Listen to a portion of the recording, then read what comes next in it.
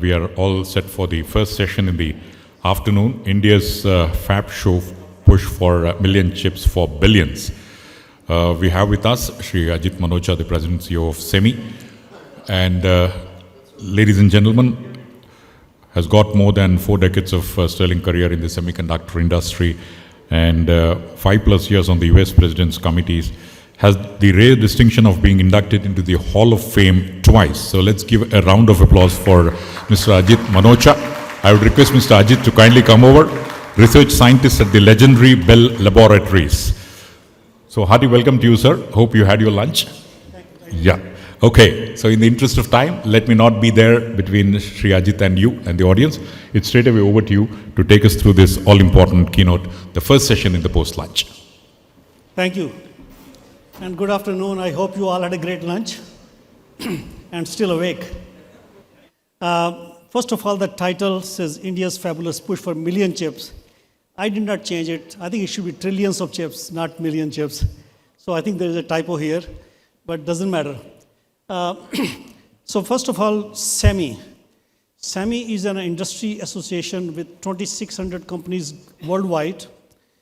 And we have the founding members who are equipment and material companies, but subsequently we have the entire ecosystem from EDA to equipment to materials to fabless to foundries to system houses and application housings. So for example, some of the automotive companies have recently joined SEMI, Google, Facebook, Apple, they're also member of SEMI. So basically we connect the entire supply chain. So what I like to do is cover very briefly about SEMI so that you get a good flavor of what SEMI is all about. But the most important part of my message will be how SEMI can really follow up on the advice or the request that Mr. Rajiv Chandrasekhar made this morning. Okay, we have done everything. We have the policy, we have the mission. Now, can do, will do. Can do, will require a good sense of collaboration and cooperation. Now, last week or Saturday, we had a session with Mr. Rajiv Chandrasekhar and Vinod Dham and Amitesh Sinha together. And he made a point. The semiconductor industry has been in existence for almost 60 or 70 years. Now, India has to start from somewhere. The 60, 70 years of experience that the US has, the Western world has, the TSMC, the likes of TSMC have, the Samsung have. Now, how do we get India on the same page in next 60 weeks or months, but definitely not 60 years? So that's really the way I'm thinking, that how SEMI can really come and play a role and support India's ecosystem. And then finally, I will have some recommendations for success. So just to give SEMI background, we started 50 years ago. The visionaries at that time felt, this industry requires a lot of nasty materials, silane, phosphine, diboron, all those toxic gases. If every company starts doing its own research, it will take a lot of cost, a lot of efforts, and will never be safe. So let's form an association which will connect all the people together and solve fundamental problems about safety, environmental health, and so on. Also, set the standards so that likes of Applied and Lam and KLA, they don't make unique and niche machines, so that there should be more competition among the equipment makers and material makers. That way we will have more cost reduction and so on. So that's the standards piece came, so SEMI became standard setting organization. We have more than 1,000 standards in place. And thought leadership, because this was such a new industry, there was a lot of vision, a lot of ideas. People were not sure, how do we go to the next step? So the idea was that bring the thought leaders together. So this was interesting. 50 years ago when SEMI started, the first conference was Semicon West. Semicon West means the western part of California. In San Francisco, actually started in San Mateo or San Jose, in that area. So Semicon started. Now this one, Semicon India, it has not been SEMI's, you can say, trademark yet, but hopefully we'll make it Semicon India with SEMI's trademark or SEMI's umbrella on top of it. So Mr. Sinha, I'm committing to you that I'll make it happen with you. So there were only less than 10 members 50 years ago. So today, with more than 2,500 members, and SEMI is much broader, much bigger. Basically, what I'm trying to show here is that SEMI has made numerous partners of ecosystem, basically expanded ecosystem. You see the names like TSMC, IMEC, Fraunhofer, Leti, ITRI, these names you heard this morning. They're all members of SEMI. Whenever we have a Semicon event, every single entity is there. Basically, the entire ecosystem is under one roof. So when folks come to meet, they don't have to really go place to place. They meet all ecosystem at one place. And that's how SEMI will bring ecosystem to India and will put ecosystem on a fast track. So again, a lot of messages here. I can say that in Semicon, we totally in a year, we connect about 1.3 million people, basically industry executives. And most of the Semicons, there is a who is who of the industry is there. The next one is Semicon West in San Francisco, July to 12 to 14. And again, the who is who of the Silicon Valley and the industry will be in San Francisco. And the SEMI also is focused on the big picture topics, the barriers which are really hurting the industry. And the last column suggests holistic workforce development, global advocacy, and sustainability. I'm not going to spend much time on that, but give you a flavor of that and come to the key point. I think you saw this slide probably from Randhir this morning, similar slide, the ecosystem of semiconductor industry. So from substrate materials to equipment to IP design all the way to applications. And underneath you see the number of initiatives that SEMI has. And actually the next slide even shows a better picture. This slide shows the SEMI's family, SEMI's ecosystem.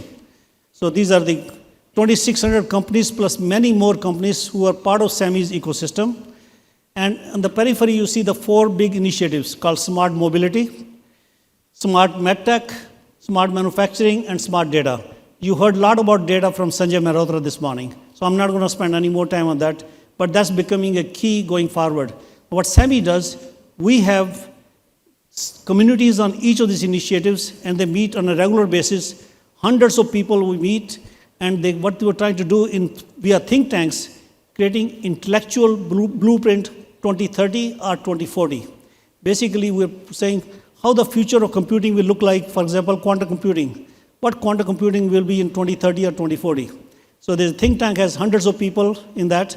They're all best of the best brains, and we're creating this kind of blueprint which can be very handy for India to follow that instead of starting all over from the ground zero. And Industry 4.0 is right now everybody is talking about. SEMI is thinking about Industry 5.0. So the Smart Manufacturing Initiative, all the best of the best brains, is a global initiative. It took 100 years to go from Industry 1.0 to 2.0, 90-some years from 2 to 3. It took only 44 years to go from 3 to 4. And that's because of semiconductors. Because we enabled 3 to 4 with IoT, with AI, with 5G, and so on. Now going from 4G to from Industry 4 to 5 dot, there will be 6G, 7G, cryptocurrencies, quantum computing, all that will actually enable. And SEMI has really a very complete coverage on these topics in a very structured way. And of course, I mentioned here the common growth denominators are AI and IoT. Actually, AI and IoT, and along with image sensors, you can do wonders. And that's how our lives are changing.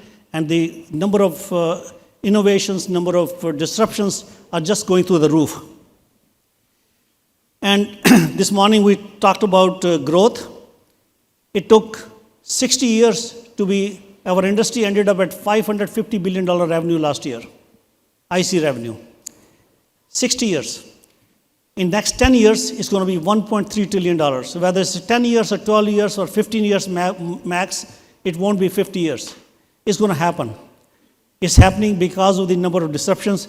I've been in this industry 40 years. These are real gray hair. I don't dye them gray anymore. And now I wish that I was starting this industry today instead of 40 years ago. because the excitement in this industry is unprecedented. It's really exceptional. So this industry and the growth is underpinned by number of analysts, number of research firms. Memory is going to grow in next 10 years by factor of 3x from where we are today, and the non-memory will grow by factor of 2.5x from where we are today. It's going to happen. So it's going to be across the board. It's going to be the mature technologies, the legacy technologies, the specialty technologies, everywhere the growth. This morning, a few minutes ago, we were having a press conference. Somebody was asking for the advanced fabs.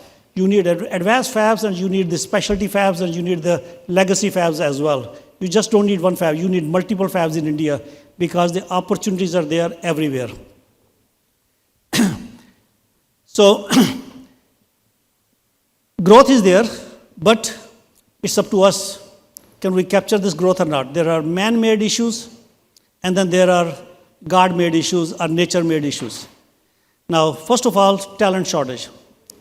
These are kind of mixed bag. Why talent shortage is a problem? Industry is going factor of 2, but the STEM population is going down by factor of 2. In the Western world, the young kids do not want to do STEM education. The enrollment in STEM schools has gone down from 20%, some number, to 10% in last 20 years in Europe as well as US. In Asian countries, when we started this population control here, so hum do hamare do, right? Now the average number of children to couple is 1.3, and it used to be more than 2 20 years ago. So overall STEM population is going down. So this is a real serious challenge. We will not get a $1 trillion growth. We will not capture that unless we solve this problem. So what SEMI did, SEMI started a very comprehensive program. Again, I'm not going through any details. We're addressing these problems at the foundation level, at the elementary schools. We're working with the government also to have government play a role. Maybe they can incentivize parents to say we can get free college education, free admission to IIT or something if you go to STEM education at your entry level. And some kind of incentives to the schools in the US. If you increase the enrollment of STEM education, you'll get more support from the government, something like that. Then we have programs at high school level, university levels, comprehensive programs to basically inspire students about this industry. We bring students, as part of the High Tech U program, bring students to the industry campus, and we show them how we do magic. And we also do some soft skill development, ask them to make a speech, or do a mock interviews. And they get so inspired by 3 days in the campus, and then they think, I want to be part of this industry. So we're trying a lot of things. There's a program, certifications, as well as there's a veterans in US especially. 250,000 veterans are released every year. We're trying to recertify them for the semiconductor education. So again, comprehensive programs. What SEMI will do, work with the Indian academia to have these programs so that students the kids are industry ready when they graduate. So we recently announced a partnership in US called ASA, American Semiconductor Academy, which is 50 some universities and community colleges with semiconductor curricula. Basically, we're taking that curricula and bringing the industry perspective so that the curricula is very ready for the industry. Now, I spoke with Professor Rajendra Singh at IIT. We should maybe form ISA, India Semiconductor Academy. I'm replicating same thing in Japan, Korea, Taiwan.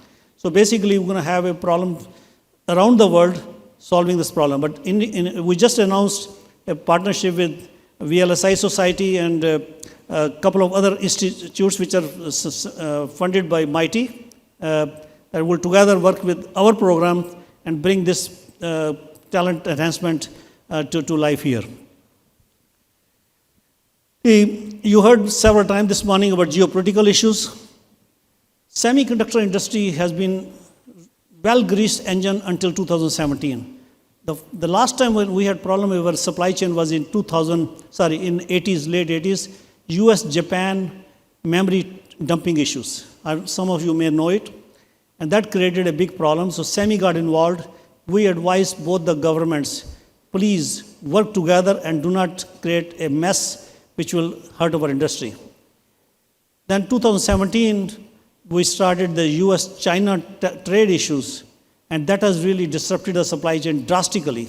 All the tariffs on the imports from China, so a lot of US companies started diversifying their supply chain, and the big winners were Malaysia and Vietnam. Somehow, India did not play a big role there. Okay, so be it, water under the bridge. But these geopolitical issues will continue to happen. These are, I call, man-made issues, because the egos of the politics and politicians will always be there. The history always comes back. Japan-Korea trade issues happened in 2019. SEMI got involved. We advised METI how to handle the problem, and we advised MOTI with the counterpart of METI in Korea that do not retaliate, and we solve the crisis. So SEMI gets involved with we don't actually take sides of politician or politics. We only focus on policies, and that's what we do. We get the industry together, take the industry voice for the region, for the world, and use that industry message to advise the policymakers how to solve the geopolitical issues. So we focus on 4 T's: tax, technology, trade, and talent. Talent is mostly for immigration. Right now, the US immigration policies are totally screwed up. Anybody who comes to US gets an education, master's, PhD degree, and then we tell that graduate students to go home and go serve your own country. So it's hurting US. So these are big issues, and SEMI is playing a very active role. Now, those kind of experience that we have, we can also bring it together here in India, because this is not just only India specific, this is interconnected with the rest of the world. This one topic is yet another one called sustainability or environmental control, the climate control or climate change topics. They are becoming very serious issues. Recently, we had freeze in Texas. It shut down the fabs for days. In nanoseconds, shutdown of a fab means hundreds of millions of dollars of losses. I'm sure Sundar Singh will know this from SCL experience. Every fab, no matter how big or small it is, a nanosecond shutdown is a big deal. So climate change is becoming a big problem. There were floods in New York for the first time, fires in Turkey and Greece, which we never heard before. So the whole thing is changing very drastically. The average rise of temperature is going up. Now, SEMI is part of the problem. SEMI industry is part of the problem. Any fab, in general, consumes power equivalent to 50,000 houses per day, and about 10 million gallons of water per day for what? So if we consume a lot of power, a lot of energy, but SEMI also provides solution for changing this, dealing with this problem. So we have a major focus called with Sustainability Advisory Council. We have a number of companies who are logos are there. They're part of that. We're developing the roadmap, making definitions, the standards. What does it mean? When we ask people, what does carbon neutral mean? And this, you can do this experiment yourself.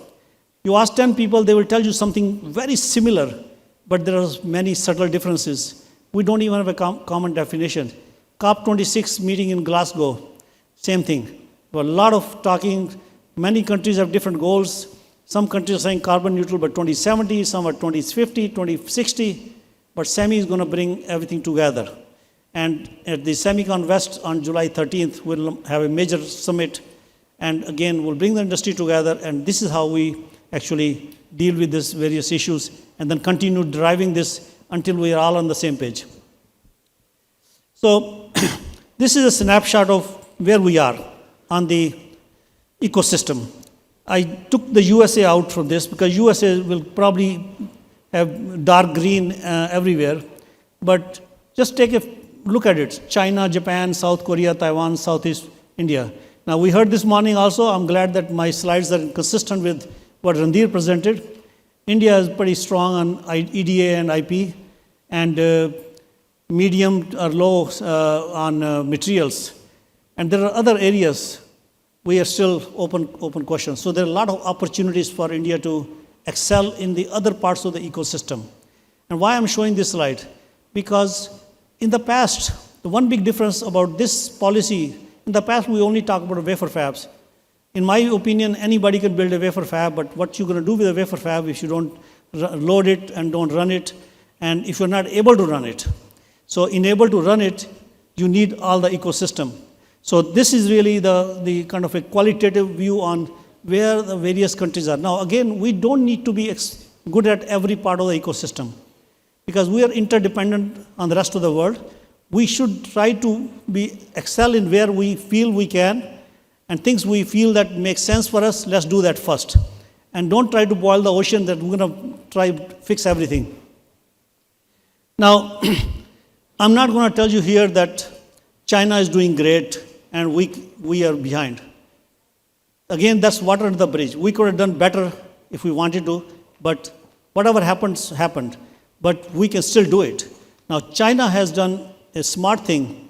They started in 2014 a 5-year strategy plan, Make in China. And after 2 years, they realized that people are starting to become very nervous about it. They took that plan underground. Now they have another 5-year plan. They are committed. There's a strong alignment from the leadership all the way to the industry. And I think I see the same thing happening here. There's a strong alignment. The first time I've seen the Minister of Electronics, the State Minister, and Prime Minister Modi ji all giving the same message.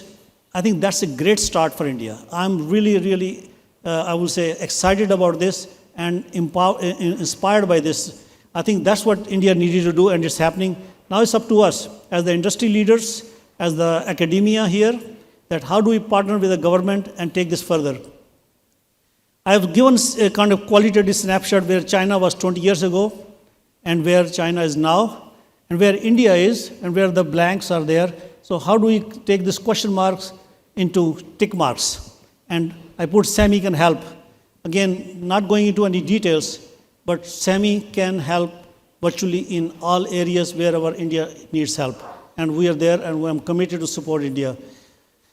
Now, this morning, we talked about can do or will do.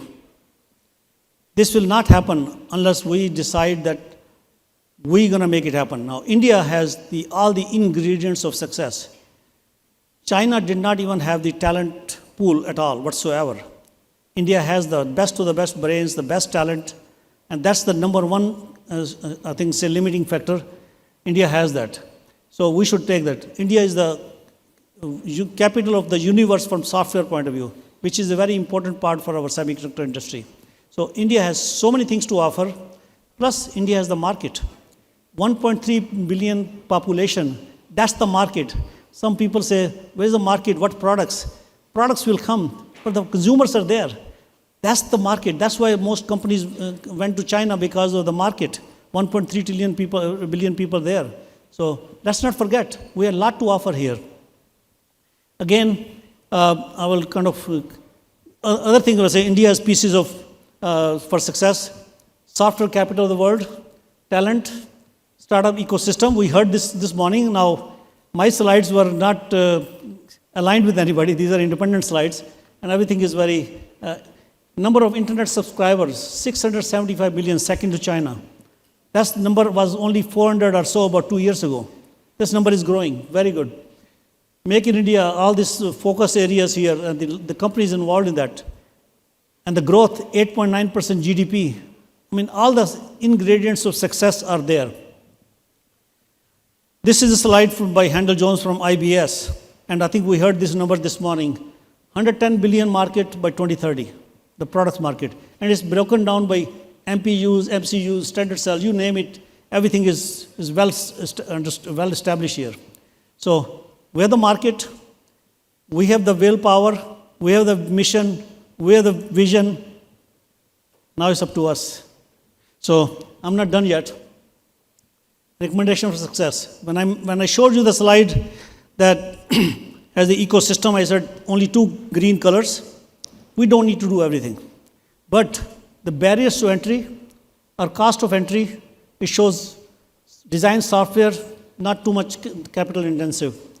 When we talk about labor supply, it's also not expensive. The most capital intensive is the wafer fab and all other things, but even for wafer fab, this country is ready, because the announcements of the policy that we announced by this administration, I think we're ready for everything and all the things. Only thing is, it will not happen unless the audience, the industry in India and around the world understands this and believes this and makes it happen. So the markets that will really benefit: smartphones, consumer electronics, EVs, PCs and tablets, IoTs, and data centers. These are all the growth areas. In fact, I can assure you, the 110 billion market that we talked about, I think that's understated. If we really get the ball rolling here, 110 billion can go up by a factor of 1 or 2, 1.5 or 2. I'm pretty confident of that. It's up to us. So, again, call to action for India. Workforce development, that's absolutely important. We have the best of the best brains, and we send them to US and other parts of the world. I was at IIT Delhi with some of the friends here in the meeting. There were 3 or 4 PhD students. I asked them, I have a job offer for you. You want to come to US? Now, they were a little bit shy. They didn't say yes, but I got a resume same day from one candidate. I bet you any money, if you offer the students the opportunities outside India, they will run. But please keep them here. President of Taiwan, Dr. Tsai, she told me, Mr. Manocha, please help me bring the graduate students, undergraduate students who after degree, bring them to Taipei. I'll roll out the red carpet, give them immigration upon arrival and a job. Because Taiwan is losing all the talent to China. China is hiring people from Taiwan at 5x the salary. So again, we are producing the best brains here. I could not get admission into IIT. And I was speaking there and I felt very humbled and honored to be there.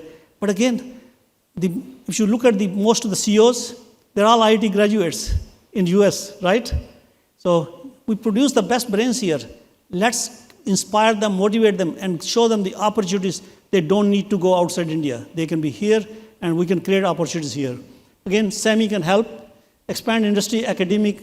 The partnership between three is very important. So again, Mr. Kumar is here from MIT, but that's the role I will play with MIT colleagues, that how do we bring this partnership, industry, academia, and the government together so that we can solve these problems and also execute on the plan that we heard this morning, the India Semiconductor mission and so on.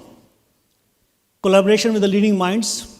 I told you SEMI has multiple think tanks, and I think it's a very important thing. It doesn't cost you any money except the time. The best of the best brains join the think tanks of SEMI, and you can really get a lot of knowledge from the best of the best brains around the world, and that can get you moving. Again, the increased investment in hardware startups, that's your call. But again, SEMI will actually be the ambassador for India investment in US and Europe and Japan and Korea, so to bring more investment into India. With that, you know that many governments are rolling out the incentive plans. India is, if somebody says 10 billion is nothing, that's okay. Please, let's not criticize that. Rather say, that's a great start.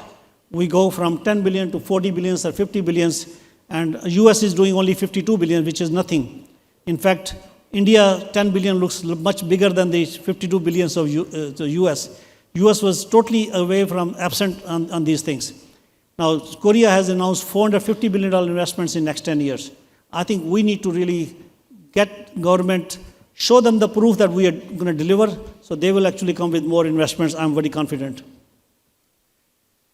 All right, so all I'm saying is that semi-industry is going to go to $1.3 trillion, but the electronic industry, which is the entire system houses and applications, that's going to go to $4 trillion by 2030. Again, a lot of opportunities, a lot of room to grow, and either now or never. Indian industry is going through a tipping point. So we need to really make it happen now. So it's basically, in summary, multiple key applications, global trade tensions. India can be actually a big beneficiary when there are global trade tensions, because India likes to be a kind of very neutral country, wants to really play a good role with many countries. And Modi ji has done a great job making a lot of friendship around the world. So I think India can play a big role and benefit from the other global geopolitical tensions.